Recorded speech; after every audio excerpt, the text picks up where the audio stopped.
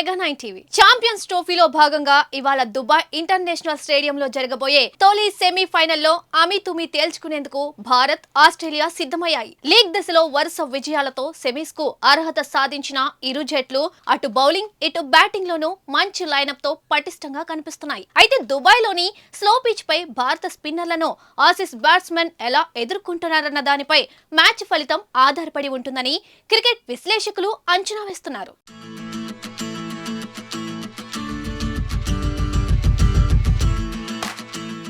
Bharat batting విషయానికొస్తే ఇప్పటి వరకు టీంకు ఎలాంటి సమస్యలు లేవు. అయితే కేఎల్ రాహుల్ వికెట్ కీపింగ్ వైఫల్యాల నేపథ్యంలో కీలకమైన ఆస్ట్రేలియాతో సెమీస్ మ్యాచ్ లో రిషబ్ పంత్ కు అవకాశం దక్కుతున్నట్లు తెలుస్తోంది.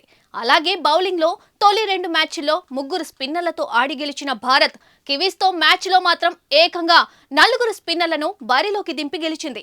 ఇందులో 2 స్పెషలిస్ట్ స్పిన్నర్లు ఉంటే మరో 2 ఆల్రౌండర్లు ఉన్నారు. అయితే వీరిలో రవీంద్ర జడేజాకు విశ్రాంతినిచ్చి వాషింగ్టన్ సుందర్ ను ఆడించే అవకాశాలు ఉన్నాయి. ఆస్ట్రేలియా జట్టులో మాత్రం మార్పులు లేకపోవచ్చని అంచనా.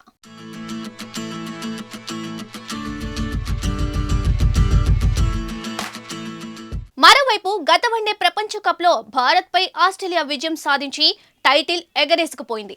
ఇప్పుడు దుబాయ్ లో గెలిచి ఆ లెక్కను సరిచేయాలని టీమిండియా కోరుకుంటుంది. ఛాంపియన్స్ ట్రోఫీ చరిత్రలో భారత్, ఆస్ట్రేలియా మధ్య 4 మ్యాచ్లు జరిగితే అందులో 2 టీమిండియా గెలిచింది. మరో మ్యాచ్ లో ఆస్ట్రేలియా గెలిస్తే ఇంకో మ్యాచ్ వర్షం కారణంగా రద్దయింది.